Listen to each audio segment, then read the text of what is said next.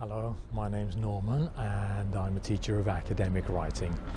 In these videos I am going to show you how to improve your writing, and specifically in this video I'm going to give you 3 key areas to focus on before you even start writing. Now, in the last video I introduced the idea of assessment awareness.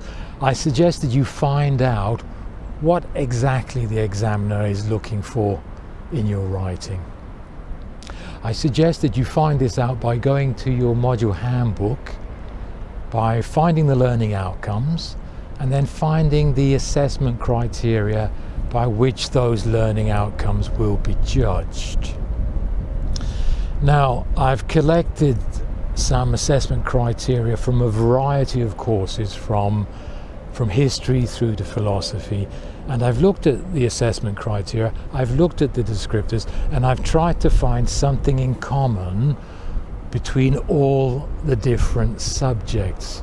And it seems to me there are 3 key areas that you need to focus on. The first one, you need to show understanding. Understanding of what? Well, firstly, you need to understand the written task you've been given. You need to give a clear, relevant and appropriate answer. But above this, you need to show you understand the materials you've studied, the books you've read, the data you've collected, the research you've done.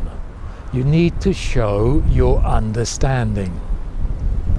So how do you do that?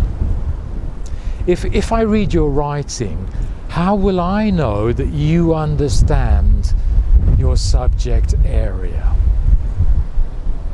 Now, I'll leave that question with you for a while.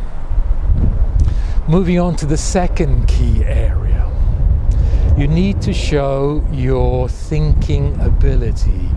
You need to show you can think independently. You need to show that you can think critically. So what do I mean by independent thinking, critical thinking? Well, this is the skill where you assess what other people have said and written. You interpret, you can judge, you can evaluate what other people have given you. And it's a key skill that you need to demonstrate. Demonstrate just means show. So how are you going to show me that you are an independent thinker?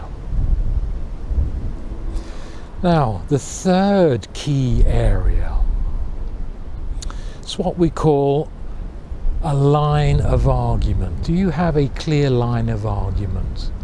Now, this means that from the introduction through to the conclusion, your logic flows.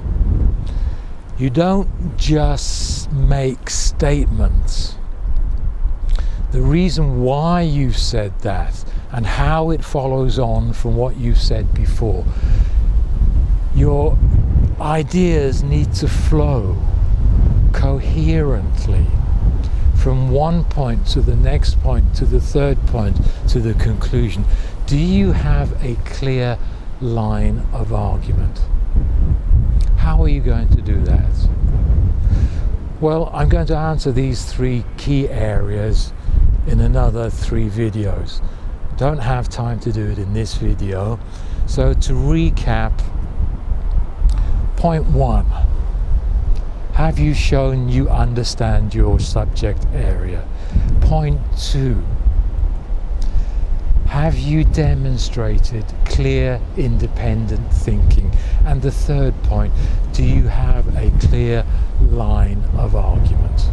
So these 3 areas take special care and attention. I'll give you some hints in the next 3 videos. Till then, goodbye.